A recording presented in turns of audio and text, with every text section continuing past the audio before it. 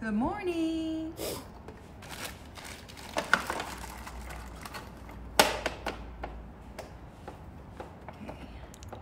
I think that's better. We'll get everything going here. Good morning, good morning. Okay, let's hold on something here. There we go. All right.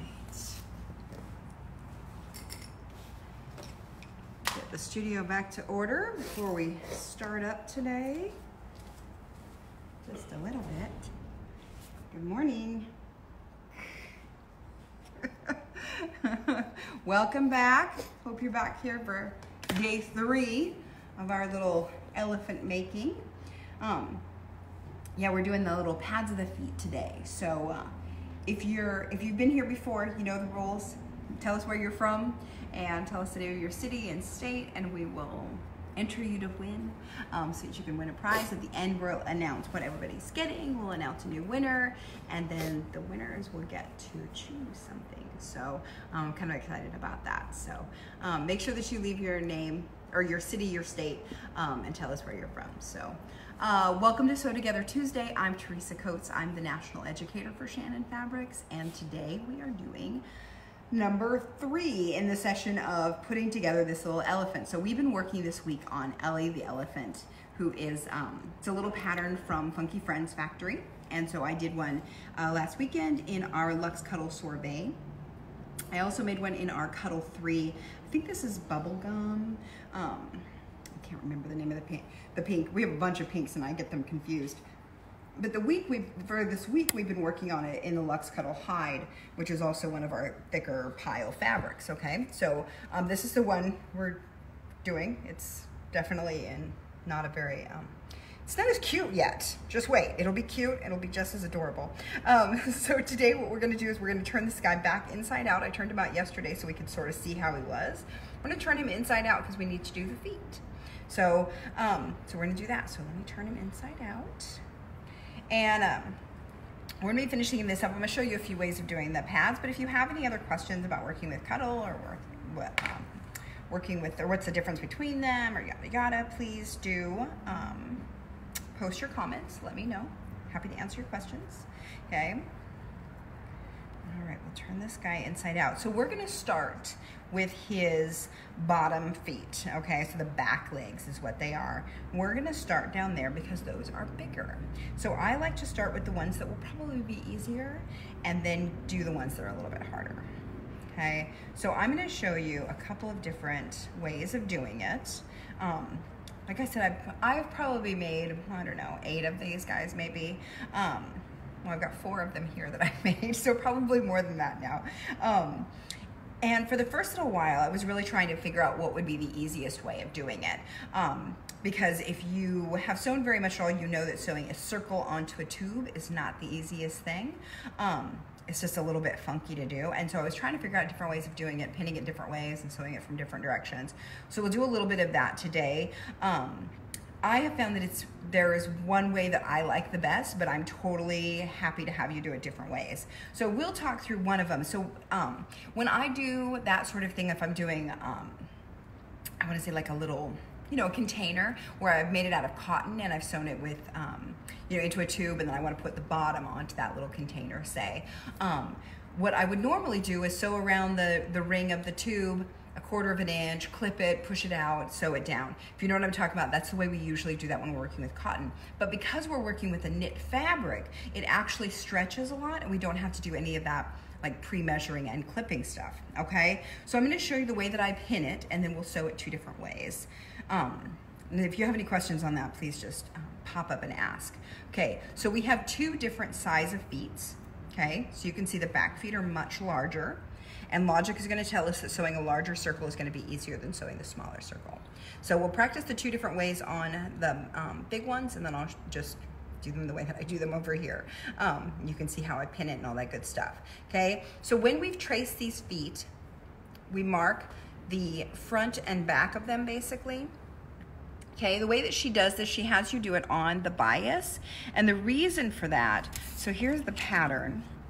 Okay, and this is the direction of the nap slash grain of the fabric. Okay, so when you do it this way, you're cutting it on the bias. With the cuddle, it's not so necessary. I just do it because it's easy to follow the arrows.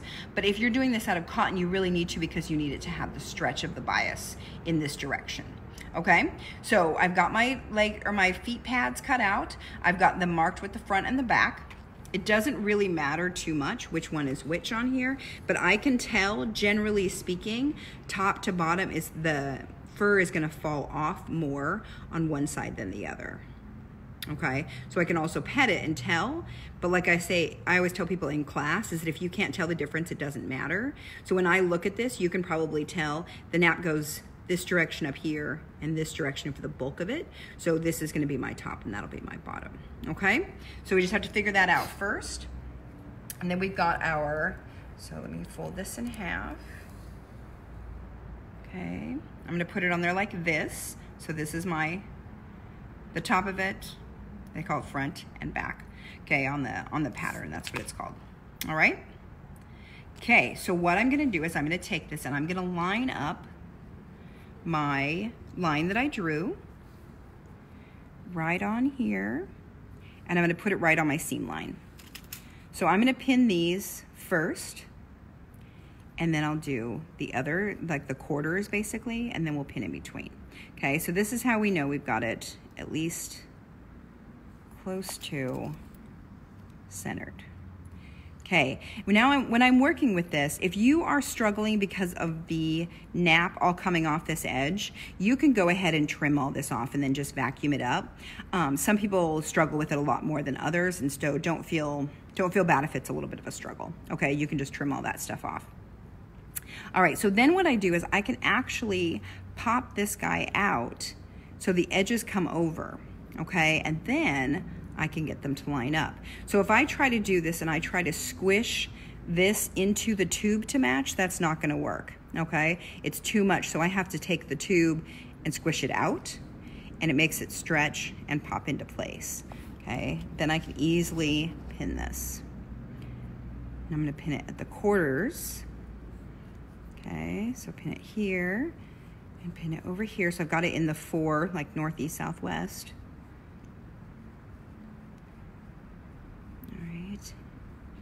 See if I can fidget this into place, and then I'll pin it here. Okay, so now I've got all of those pinned. Obviously, I'm gonna have to pin in between here because it's a little bit nutty. So what I'm gonna do is I'm gonna pin one in between each of these. Okay, and I'm gonna try to take not too far into the fabric here. Okay, and as I come back, I'll probably pull these out just a little bit as I'm working around. That's gonna be especially true on the small feet, is that I want less in the fabric, because what that does is it holds down more of it and doesn't let it work as nicely as I want it to. Okay, so I'm just giving it a little tug. You can sort of see me pull it, straighten it up, matching up the raw edges, and then pinning in between. Okay, so now I've gotten it here. It's still not very flat. It's kind of funky looking. Well, it's gonna be funky looking the whole time, but it's a little weird. So what I'm gonna do is I'm actually gonna come in here and guess what? Pin more. And then I'm gonna pin from the other side. So this is where I can get it to be really nice and flat, okay? Because you can see in between here, these bump. And what I do is I pin it from the other side and it'll flatten it out, okay? And then I'll be able to sew right over the top. Super duper easy. All right, so I'm just gonna go in here and pin all of this all the way around. And good morning, everybody who's shown up. Yay. Happy to have you guys here. Truly, truly. If you stick around at the end, we'll tell you what we're making next week. All right, we'll talk about what you're gonna need and all of that good stuff. All right. Okay. So I've got it pinned, one more little pin in here. All right, so now I've got a ton of pins again. All right, so what this does is it lets me get this nice and flat out here and pinned it down all the way around this edge, okay? So now I have the option of I can sew it from this side or I can sew it from this side. Okay, I'm gonna show you the difference. I'm gonna sew this one from this side, and then we'll do the other one from this side. Okay, so you guys can sort of see the difference in how it works. It really is something that is sort of a personal preference for you. the way that I do it tends to be a little bit easier for a lot of people, but I'm gonna show you both ways so that you can figure it out. So we'll have Hawk come around and film from this side, and then we'll show you how to do this. So again, I've got my machine set up with a 2.5 stitch length, straight stitch, 90-14 stretch needle. It's got polyester thread, all of the good stuff that we've been doing all week. Same setup. I've got my little stiletto and a ton of pins. Okay, I've got my little magnetic pin cushion to pick them all up later. Okay, so it doesn't matter where we start, we're just gonna start, okay? And we're gonna pick a side and start there. So I'm gonna do a 1/4 inch seam allowance, same way I've done the rest of the thing, and I'm just gonna pull those pins out as I go. All right, and I'm gonna show you the different ways that I do it. All right, so I just find a place to start. It doesn't matter where you start it, we're just gonna find a place. I'm gonna put the foot down and put the needle down, and then I can take this out. Okay, now this is my line right here, is my line for my 1/4 inch. So I'm gonna basically follow that and hope for the best. Okay, one of the cool things about doing this, and I'm not gonna back stitch because I'm gonna come back around and go over the top. Okay, so one of the things that I like about we're doing this project with Luxe Cuddle is that this circle does not actually have to be very good at all. Okay, you're gonna be able to hide a lot in that fluff. So what you want to do is make sure that you're coming around in a nice circle. So if you're having a hard time getting it to spin, I can sort of use those pins at it, and I use them mostly to grab with my finger and sort of spin it around. You just want it to move nicely in a circle. Okay, so if you need to stop every once in a while, which we do, because you can see there's, if you move over to the left a little, like you can see I have a whole lot of stuff here, and it starts to get twisted here. So what I have to do is sort of flip this over and open that back up so I have more space. Okay, so it's a little bit flatter.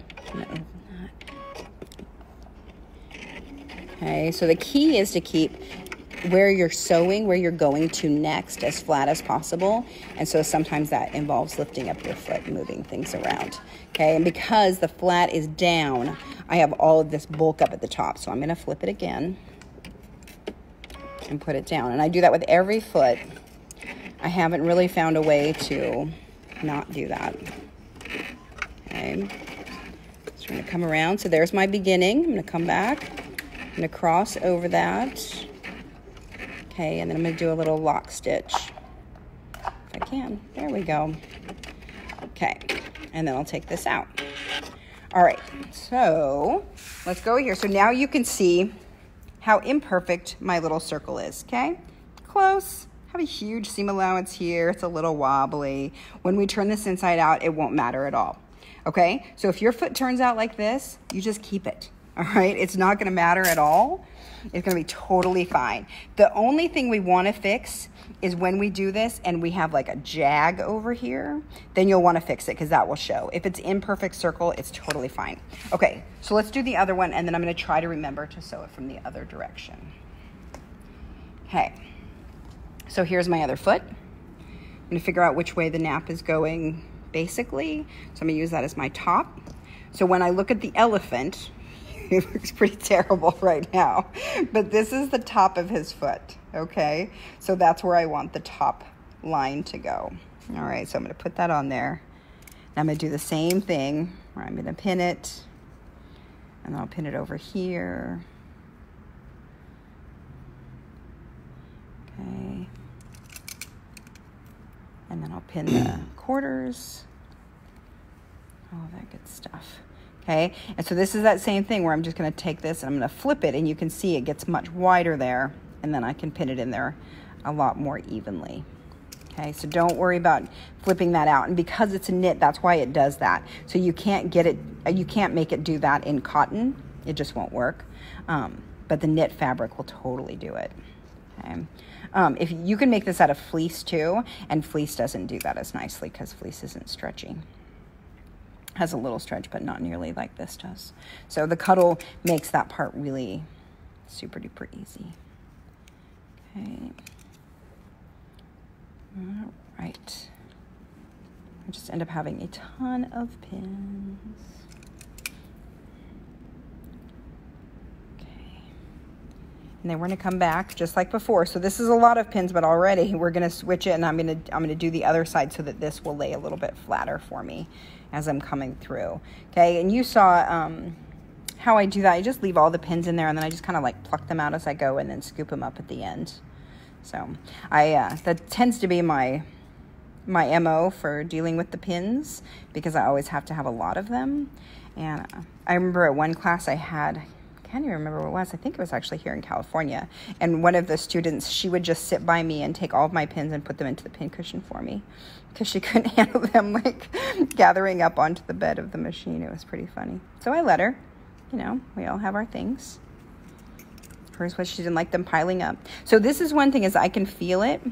So I can feel this wants to pull over like this when I'm pinning it. So I'm taking it and pulling it back on each one so that this lays flat. Okay, a lot of what we've done, you'll notice, is we sort of have to feel. We do it by touch. Okay. All right. I got one more in here. All right. So now what I'm going to do, I'm going to remember, we're going to sew it from this side. Okay, so this way we can see that circle a little bit better. What I have found is I have a little bit harder time dealing with it here, but that's my own personal take. So I'm going to show you how I deal with that, and then you can try it both ways too. If you're going to try it though, try it on the back feet, because the back feet are bigger. Okay, so I'm going to come in here, do the same thing again, where I'm just going to find a place to put my needle down and start. And what I have to do, because all of this is underneath, is I really have to sort of just keep a feel on it as it's coming around and make sure that I'm getting it out of the way. Okay, so we'll do it.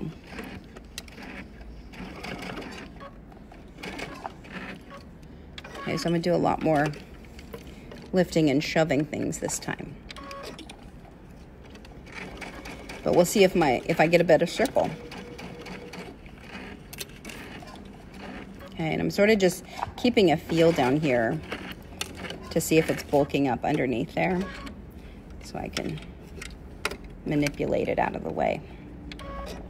Okay, so these are not fast. They're not hard. They just take a little bit of time. So that's all we're gonna do. Okay, you can feel it's getting all twisted. Back over here, it's getting all twisted up, and I've got too much here, so I'm gonna push that back and get it flat here at the front. All right, put the foot down, keep on going. Okay. So one of the other things about sewing over pins, which I know I make a big deal of to not do it, but another thing is you can see how it sort of warps the fabric and where the fabric wants to be. So if I pull that pin out, it'll go back to where I want it to be. So while they keep them in place in the big picture, they can definitely manipulate the fabric smaller. All right, so now we'll see this one. All right, here we go. So let me get those pins. All right, so this one you can see my seam allowance is much better, okay? It's pretty darn round, right? So we'll compare the two. Seam allowance is much better. Look at that, look how far I got off there. Terrible. It's really gonna be okay though, because I'm gonna leave it. All right, so this one I got a little jaggedy right here. You can see that it kind of lost the circle. Totally fine though. Okay, the biggest issue is this side that I want to catch it.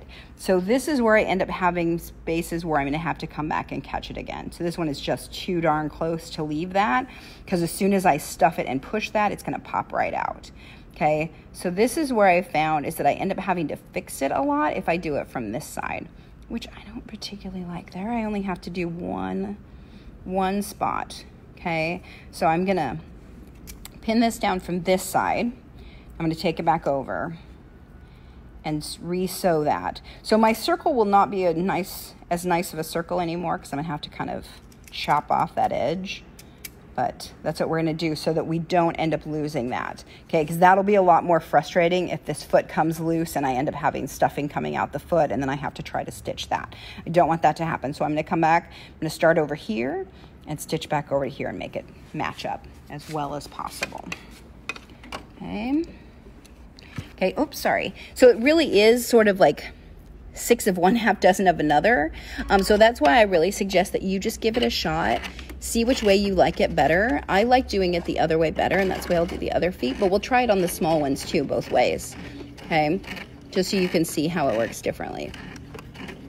Okay, and I'm aiming for that little line there that I can see. Try to get it back over there. Okay, cut my thread. All right, so now that did it. I made my seam allowance, so I ended up with a big seam allowance on one side, just like I did on the other foot, wherever it is, okay? So we end up having one side that has the big seam allowance on both of them. It's just the way these things happen. So don't panic when that happens to you and your foot isn't a circle, okay? I'm gonna pop this out just so you can see it really quick, that it won't matter. Okay, so here's the end of our foot, and it's just a circle, okay? You can't tell the difference that it's not a perfect circle or it's ovalish or anything, okay? So perfect. So now we're gonna do the small ones.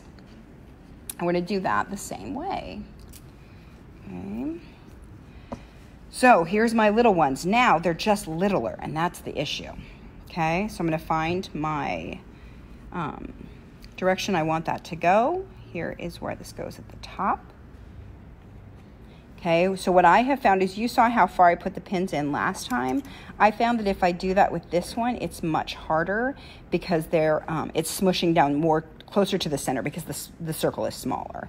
Okay, so I'm gonna leave them out at the edge a little bit more than I did last time. Okay, and I'm gonna get my line that's here and match that with my seam. Okay.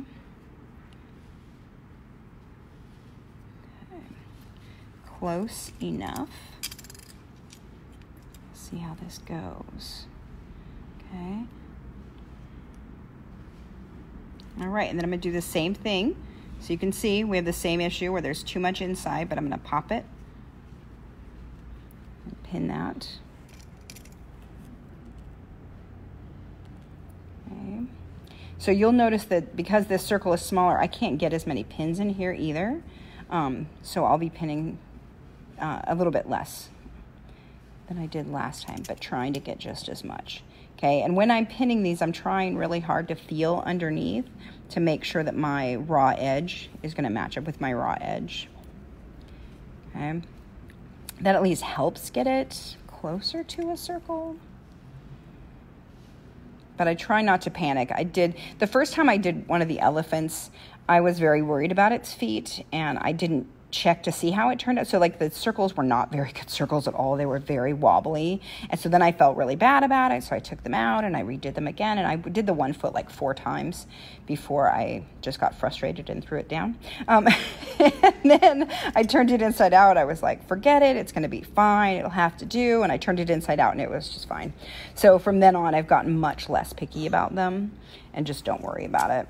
Okay, so the only time I fix it is like that one where I have to catch it because the seam allowance wasn't big enough.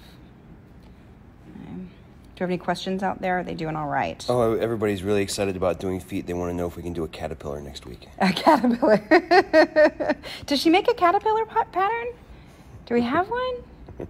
We could do all these. We could do a millipede. We could do our own millipede pattern. Yeah, sounds great. That sounds painful, is what that sounds like. Okay, and we're back. Okay. Did we lose it for a second? We did. Okay. All right, so we're going to try this again. I'm going to take this nice and slow. Okay, so like we talked about yesterday, my machine is actually still set at the slow mode because I need it to keep me in check just a little bit. So feel free to do that if you need the reminder to not go too fast.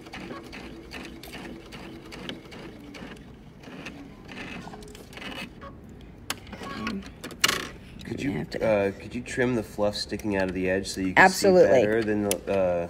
Yep, absolutely. You can totally trim that off. I just choose not to because I have enough fluff in my studio already, and I just aim for it. But you absolutely could, yeah, especially if you're struggling or if you're a perfectionist. Okay. Try to get this switched around. You could see this little circle is really little. Okay, this was the part that when I did the elephant at 100%, I realized that I didn't actually want to do that ever again. It was just too small. We're at 120% now. Right, we're at 120% now for this one. So that's the one thing, is that if you make them bigger, they just get a little bit easier, because all of these little parts that are kind of fidgety become not so fidgety. Okay, let me grab the pins while we're here. Okay. Okay, so now, look at this one. I'm going to check it. I might have to fix that. I do. Darn it. See, these little ones are just so hard. So this one, I'm going to come back over here and I'm going to catch that, because I'm pretty sure, yeah, that's right at the edge. It's just turned under. So I'm going to grab that real quick, and then we'll pin the next side. So this having to go back and forth thing, don't feel bad if you have to do it, okay? Because look at me. I do it all the time. Okay. Is a half a yard enough to make 120%, Ellie? Yes, but trace it out first and make sure that you get them all laid down correctly. So what I do is I lay out the big pieces first, those big body pieces, because you can fit his feet and stuff into little places. So cut out or trace out the big pieces first, then trace the littler pieces. So sort of get smaller and smaller as you go to sort of fit them in better, because then you can get all of those, like the little circle feet into places, and the little legs and that sort of stuff. They'll fit in between other things. Yeah, that's what we did. Hawk and I put together kits for the Road to California one, and I used half yard for everything. And at the end, you remember we just had very little scrap that was left over, which was awesome. So we used a half a yard for each one, and I just sort of fit them in, because I don't want a lot of scraps. Okay, so now that's grabbed. I'm going to feel a little bit better about that. If that should come out later, I'm going to go ahead and whip stitch it. Okay, I think we'll be fine with that. But any spaces like that because it definitely happens where I think, oh, I got everything.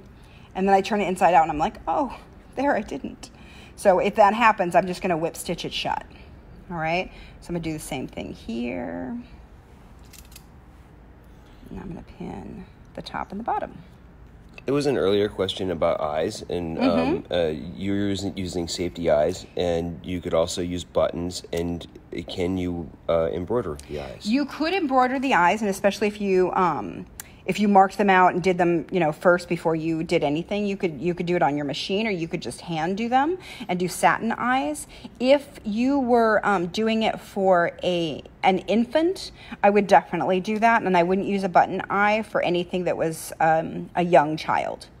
So the buttons are easier to pop off, and because the fabric can sort of, I guess break is a weird word for it, but if you have sewn a button on here and it's just in a little spot and you yank it real hard, it'll rip that fabric out. Whereas the safety eyes, the way that they're stuck in there, there's no way that they can pull them out at all. Okay? So it's really just a level of how secure do they need to be? Because like I said, if you're dealing with it with a little one, you're going to want to make sure that they are secured for the little babies. If it's an older child, they're not going to stick it in their mouth and try to eat off the button. So you'll be okay. Or, if you're making it for you, I'm pretty sure that's not going to be the case too. So we'll be all right if you want to use buttons or embroidery. Okay. The safety eyes, we listed them yesterday. There are a few shops that have them. I'll see if I can find that list and make sure that I list off the ones that have the eyes, because the eyes are they're a little bit harder to find for sure. There was one, I know, Time Flies. She told me that she has a variety of sizes. So some of them only get like the 12 millimeter. But I remember she said she had other ones. And then I think it was, she's going to correct me if I was wrong, but I think it was Old Allie that she told me that she has the 30 millimeter eyes, the big ones that you would use if you like really oversize this. So if you wanted to do it at like 400%, she has the big, huge eyes. So, and all the eyes are done in millimeters, just so you know. So you might have to pull out your ruler like I do and look at the millimeters, because I grew up with a, what do we call it? It's not metric, it's imperial system. So for me, trying to figure out what those actually are is a little bit harder. All right, so let's give this another try. All right, and this one I'm going to sew from the bottom and try to get that to be a circle. It's a little funky right now. Okay, we're gonna sew it from this side and see if we can make it a circle as well as you did last time. Okay. Can we shout out to Janelle from Australia, who is up in the middle of the night right now? Janelle from Australia, you are here with us. Thank you. Yeah, that's great. I appreciate it. It was funny when I was telling Pauline, I was like, we're gonna be doing this in the middle of the night. I don't expect you to be there. So thanks for popping in. That's great. I appreciate it. Okay.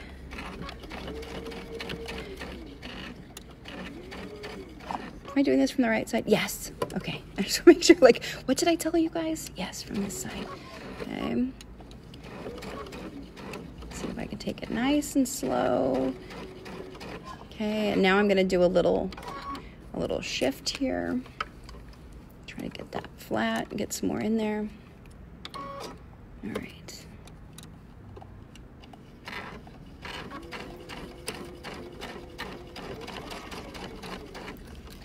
Okay, so if you're doing this and it starts to struggle a little bit, you've probably got too many layers. Because I will say that the machines all can do 2 layers. I haven't really had a problem with machines being able to take that. But when it starts to struggle, it means you've over-sewed. Like you've got too much stuff under there. So it's always sort of a good sign. I mean, you don't want to do it at all, but recognize that if it starts to struggle and all, you've probably caught more fabric than you needed.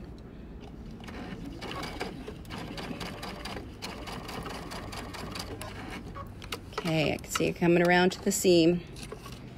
So I'm going to match up with that other seam, just aim for it. Go over the top of it, do a little back stitch, take it out, and then we'll check it again. All right. So that one, great on this side because that's the side I could see. Here's where one of those little jags are right here. So that would be where I lifted up the seam, okay? Or I lifted up the foot, I mean. And I moved things a little bit, and sometimes it jags like that. That's not bad at all and not worth trying to fix. It's when they kind of come over like this that you'll have to fix them. All right, let's try this side. This is the one we had to fix last time. Was this side? Oh, yep, I'm gonna have to do it again. I tell you. See, I always do it from the other side. So this is the one that I get a neater seam allowance on this side, but I tend to miss things more. And I would rather get too much than have to go fix it. So let me fix this. Oops. Okay. Try to get that in there. It's a little fidgety because it's so tiny. And I'm just going to catch it over here. Take a little thwack off the side. Okay. All right. And I'll cut that thread, and that will have caught it. So now that foot is going to be secured on there a little bit better. So yeah, so now I caught it over here. So you can see I made sure and got that all caught in there. So now it's not going to have any trouble ripping out when I go and stuff that foot. Okay. All right, now as we're turning, I'm going to turn it inside out now. And as we're turning it, we're going to check all those seams too.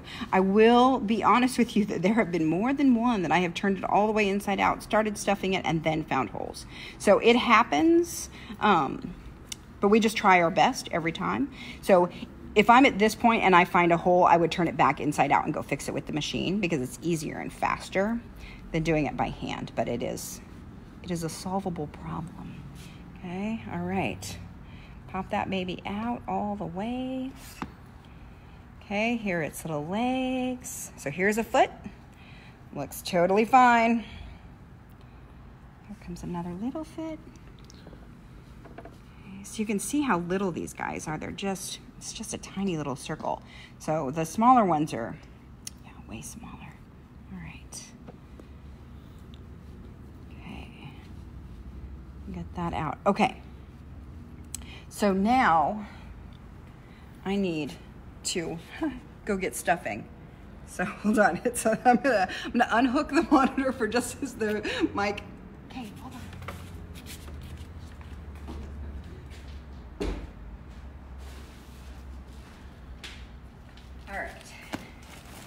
All right, so now I got my stuffing. Okay, so I'm back. All right, I forgot that I used it all yesterday and only have an empty bag now. So this is the Royal Silk batting. So this is the one that, or not batting, stuffing that I like best. So this is fiberfill. It's from the people who make the polyfill that you have probably seen a million times in all of the craft stores. This is just a nicer version of it. And so it's just a better version. It's nice and soft. It's much softer than regular fiberfill. So it's my preferred. So this is the 24-ounce bag, okay? And it says it'll make at least 2 15-inch stuffed toys. I'll tell you, it'll make 2, okay? It won't make more than 2, but honestly, I have done it where, so this guy, this one uses an entire bag in him, okay? He's nice and hard. Like you can see, he doesn't really squeeze, okay? He's real stiff in here, and so he works really well. I stuffed an entire bag in him because I want him to sit up really nice and hard, nice and tall. This one is made with half of it, so you can see he ends up being a little bit, I feel like he's a little bit taller because he's been shoved full so hard. This one has about half of a bag in it, and it's much, much squishier. Okay, so this guy I can really squeeze in. What I have found is students mostly want this, so I would recommend a half of a bag. Will work totally fine. That's what we'll use today, and I'll show you how that is. That's what this one is, a little bit more than a half a bag, and it's pretty squishy, okay? So really it's up to you. Just fill it until you're satisfied. All right, so as squishy as you want it to be, excuse me, depending on what your purpose for it is, I guess. So if you're gonna give it to a little one who's gonna sleep with it, you probably want it to be really soft and squishy. If it's just gonna sit on the shelf, then you probably want it to be a little bit, a little sturdier, okay? Okay, so now I'm gonna move these guys over there. Bring the stuffing over. So all we're gonna do is we're just gonna stuff this full.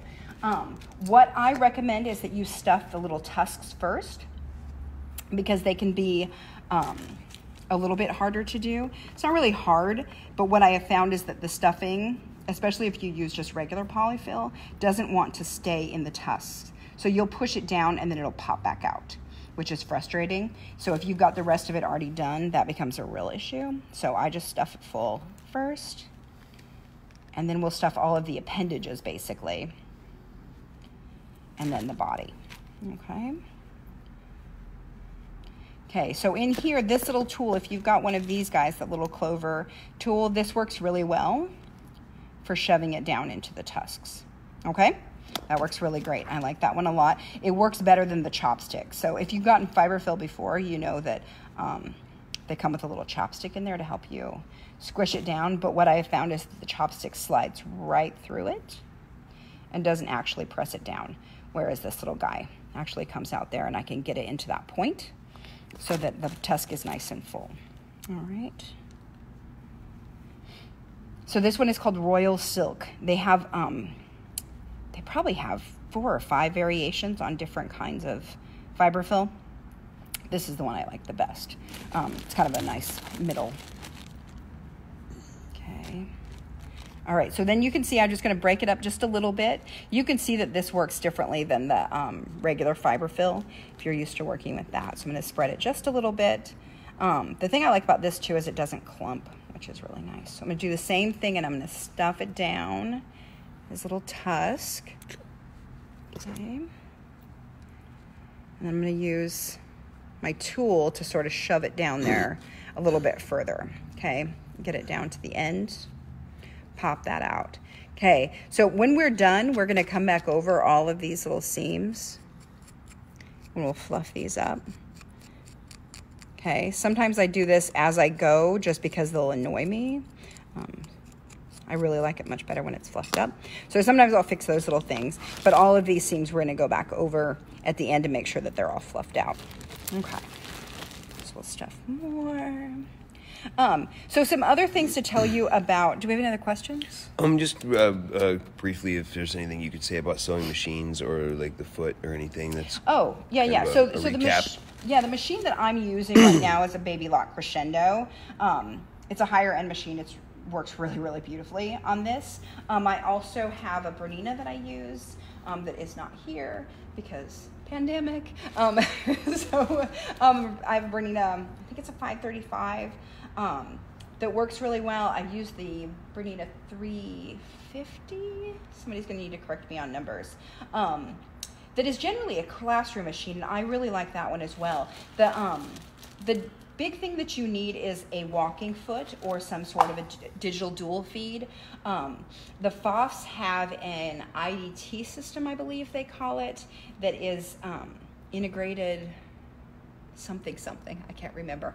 But basically it has feed dogs that will help it through a little bit better, and a foot system. So on the higher end Berninas and some of the other machines, they have an even feed foot, which works from the back. And I wish I had one to show you, because that actually works differently. So if you have an even feed foot on your machine, if they make a walking foot for your machine, you should also get a walking foot if you want to work with the Cuddle. Are we having a problem with sound? Maybe, but I think it might not be us. Okay. I just touched that and now I took it off. So if you have an even feed foot, you should try to get a walking foot for it too, because the even feed does something differently. So an even feed will have a little contraption at the back of it that sort of drags the fabric through and kind of pushes it from the back side of it, which is different than a walking foot, which grabs it with feed dogs basically on the top and the bottom and brings it through. Okay, so the one will have the feed dogs on the bottom and then be doing this sort of thing, and the other one grabs it like this. So if you have a walking foot capability, get it. The digital dual feed is basically the same thing, as that it has the band on the top, the belt on the top that will bring it through, and then the feed dogs on the bottom that bring it through evenly. That's what you want to make sure that you have. Okay, having a little bit more oomph in your machine is really helpful. So that definitely makes a difference in how well your machine can drag it through. If your machine is having trouble, we've talked about all sorts of things that you can do to make it a little bit better. We'll talk about them as we go. But yes, that's the main of the machine, is that you need to have that foot. It will make a huge difference in how well your machine feeds your fabric through. Otherwise, yeah, you can be in trouble. Okay, any other questions in there? Nope. That was it? It looks like our sound issues are cleared up. Okay, good. So the other thing that I was going to tell you is that when you're doing stuffed animals, there's a couple of different things that you can do to I don't know, make them a little bit better. So on this one, he sits really nicely, super duper easy. But there's like one that's a little monkey that's super cute that you can sit and have his legs hang over the shelf. Well, if I've made him like this, he doesn't have enough weight to keep him on the shelf, and he'll just slide off, was what we found. And so you can do this little thing where you make like a little muslin bag, and you put poly pellets in it, which are little plastic pellets made by Fairfield, and you can stuff those full and then stick it in there. I think I'm gonna fill my lion's tush. Oh, he doesn't have them in the tush, but he does have them in his feet, and so the feet give him just a little bit more more body in there, and then they'll hold him, so he'll sit a little bit better because he's got the extra weight in his feet. So some of them are like that. We'll put little bags of pellets in them.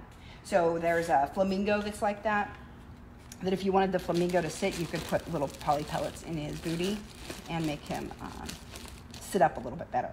Okay, so there's definitely some ways that you can make them yeah, just a little bit better. I've done the horse as well, and we have one of our sewists for Shannon. She told me her little trick was to use hair rollers in his legs to keep his legs straight. So if you can find something like that, some foam bits that you can stick in their legs to make them stand, that works really well too. So there's a whole lot of things you can do to make stuffed animals a little bit better. Those foam bits are the best though, and hair rollers work really well. I had one that I did, a giraffe, and I used the kind of hair roller that has the metal, the long hair rollers that you can like twist. If you remember, they were really popular about 10 years ago, maybe 15 now. And I used one of those in its neck to give the neck some flexibility so I could pose it, but also to give it stability so it stands straight up. Okay, so sometimes we stick things inside to make them better. So I'm just shoving all of this into his legs is what I'm doing right now. Okay, so when I get the legs done, I'll show you what he looks like. So this little hole, it's in the back. I found that it's really kind of the perfect size. I can usually fit, yeah, I can fit my whole hand in there if I need to get down there. But usually I just try to stick a few fingers in. But I have noticed that if I am really having trouble, you can get it in there. So use the size that she made for the hole. Don't make it too small. If you make it too small, it's really difficult to get the stuffing all in there. Okay, so now we've got his legs. I've got his legs stuffed. He's a little squat and funny now, okay, but his legs are stuffed. And so those are ready to go. I just kind of check them. I can feel his arms are stuffed a little more than his legs, so I'm going to stuff his legs a little bit more, and then we'll work on his body. Okay. So like I said, I got this entire bag into this one, okay? It's a lot. But you will be surprised at how much stuffing goes into these things. Always kind of shocks me that I'm like, wow, that was a lot. Because it seems like you shouldn't be able to take that much, but they really do. But like I said, this bag, 24 ounces, it'll do 2 pretty easily, okay? And especially like this size. If you do smaller ones, you could probably get 3 smaller stuffed animals. So I want to know what a stuffed animal. So some people are doing the elephant. I saw somebody was doing the squirrel. Is anybody else working on any of her other patterns? I feel like there was another one that somebody mentioned. Oh, Linda was working on had worked on a flamingo. Yeah, there's a bunch of them. Patterns are awesome. Yeah, so that reminds me that if you go to I Love Cuddle Fabric, it's a group that we have there on Facebook. I think that's where Linda shared her stuff yesterday. I can't remember. But we have a place where we have a little group, and you can totally post your pictures in there. Tell us what you're making, how it's going. If you have questions or struggles, you can ask for help. And mostly we just like to love on what everybody else is making out of Cuddle. So feel free to join us there as well. We always announce the Sew Together Tuesdays and all that good stuff. Okay, so now I'm going to stuff into his head a little bit. Get that nice and full. One of the places that I have found that can sometimes sort of like break is at the top of his trunk here. So I want to make sure that when I'm stuffing, it's going from his head into his trunk a little bit here so that there's a bridge. Because what happens sometimes is you stuff it to here, it stops, and then you stuff up to here, and then it sort of breaks in there. If you've done stuffed animals before, you probably know what I'm talking about, which is frustrating. Because then you can see it, and visually you can't fix it from the outside once it's stuffed. So it's really important to get it sort of stuffed right. Okay. So use this. Stick some in there. Okay. All right. So we're getting there. Now I just need to stuff his body so that his body will sit up. Okay.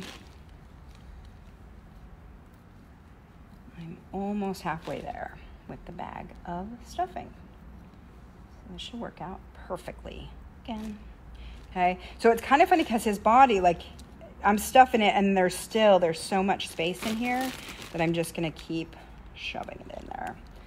Okay, so this is another place that it'll tend to break is down here on his hip.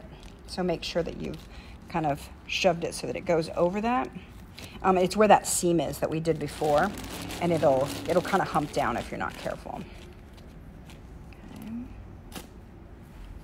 Oops, sorry. Okay. You see, I just stuff it from all the directions because I want the stuffing to really kind of overlap itself as I'm going. Okay, so that no place is getting full in a different way. All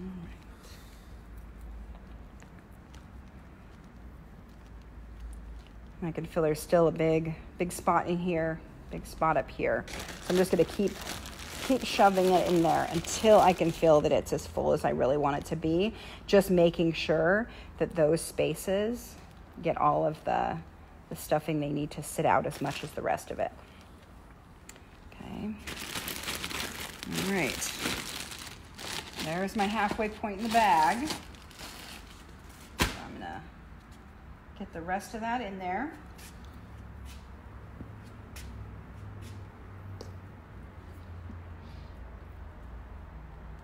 And then we want this to sort of be a little bit extra full. So right here, I've got kind of, you can see there's kind of a hole right here, and I'm gonna just shove the rest of this in so this almost kind of pops out a little bit so that it stays nice and full, Okay, so it's going to be open and sort of have to be ranked shut, but that's what I want. I've definitely seen it happen where people get it really shoved in there, and then there's not enough right here, so that when we close this up, then his back sort of falls in, which we don't want, okay? Trying to prevent those things. All right, so I've got a little bit of thread here on a needle, and it's just the polyester thread. When we did our little L seams, that's what made this curl in. So you can see our fabric is curling into the inside, okay? It just curls on in. I'm just gonna use this edge that's popping up here. There's a nice fold in here. You can't really, you can't see it, but I can feel that fold. And I'm gonna use that as my guide for sewing it. So one of the things about sewing with Cuddle is that it is,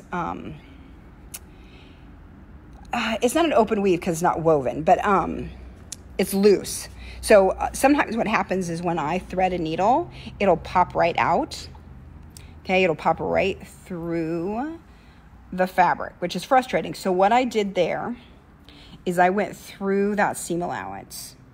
Okay, so it's going through more. Can't really see it because it's fluffy in there. Okay, but I came through all of this big bulk so that it caught in there. So it's not trying to catch on one layer of fabric. It's catching through like 3 layers of fabric and coming out. All right, and that's important because it's super frustrating when you do the knot and then you pull it and then it pops right out. Okay, so what I have found is that works, and then usually I'll take a couple little stitches here at the beginning. I'll test it out. Works well. So then I'm gonna pull it just straight across here and do like basically a stitch across.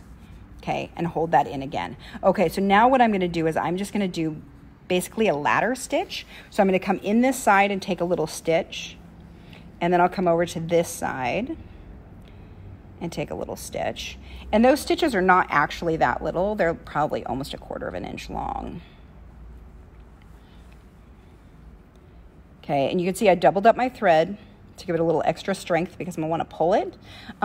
Some threads are better than the others. I've found that if you have buttonhole thread or, buttonhole thread or sometimes cotton quilting thread, that'll help too. Okay, so I can yank this up, I can pull it, get that shut. All right, come over here. Take some more stitches, and I will stitch just a little bit at a time here and then pull it, tighten it up, and then do some more. I've tried to stitch the whole thing and then yank the whole thing, and then that just causes the thread to break. It's just too much pressure. So I try to be a little bit more patient. Okay, give it a good tug. I love the way that it just hides all your stitches in there. Okay, so you can do a pretty ugly stitch and it will still look great. What I have found is that this ladder stitch is better for closing it, and she shows you in the instructions how to do that than say just a whip stitch. A whip stitch is gonna leave it kind of bulky at the edge and not hide as well. Okay, so I'm just gonna pull this up. There we go. A few more.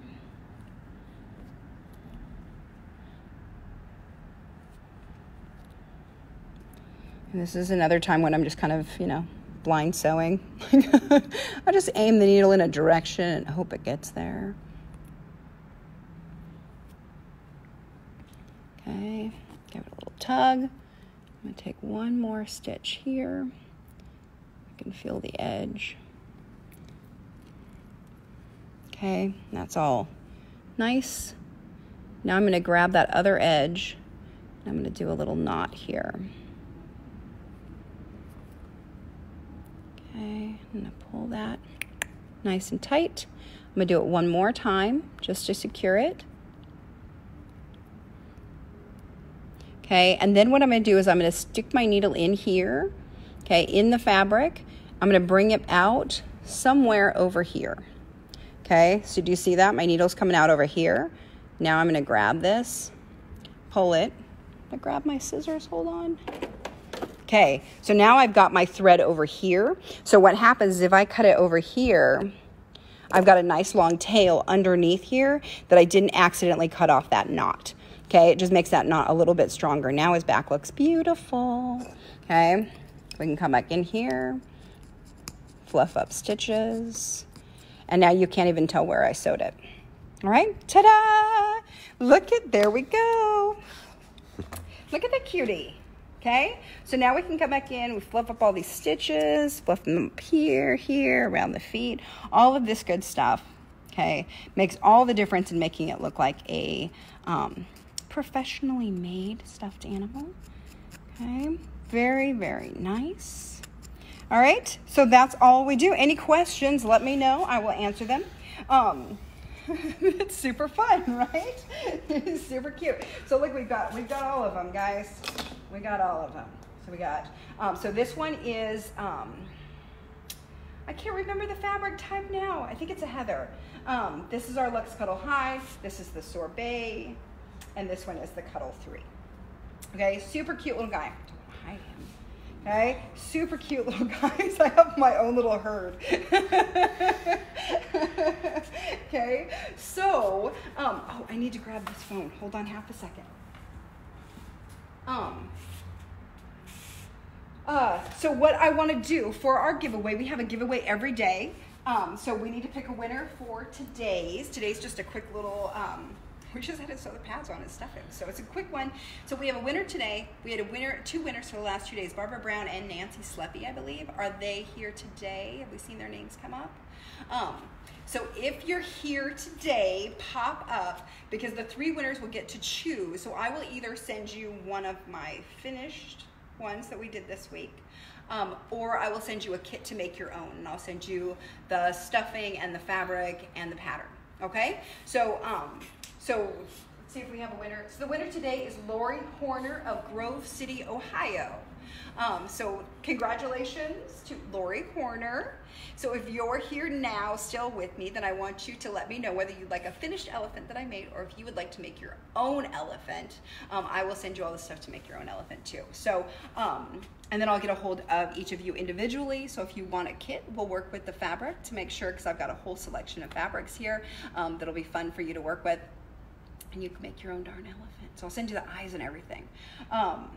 All right, so next week we're gonna be back again on Tuesday. So Sew Together Tuesday. Do we have information there? Okay. So for Sew Together Tuesday next week, this is what we're doing. So if you remember, we talked about like which one you guys wanna make. And so the elephant one, and then the chick came in a close second. So next week we're gonna do the cute little chick. It includes applique. So if you haven't done any applique with Cuddle, we'll be doing that. Has these cute little pieces on here that make it adorable, and a little tail too, okay? So we're gonna do this, we'll applique it on, make a little pillow. That's gonna be next Tuesday. So next Tuesday at 10 a.m., that's what we're gonna be doing. I was gonna tell you guys, okay, so next week, look at, I have like a little pile of animals. This is great. Okay, so next week, this is the pattern that we're gonna use. Okay, is this Barnyard Buddies Jelly Bean. If you want to choose one of her other jelly bean pillows, she has a whole bunch of them. This is a different one that I have. They're all put together basically the same way.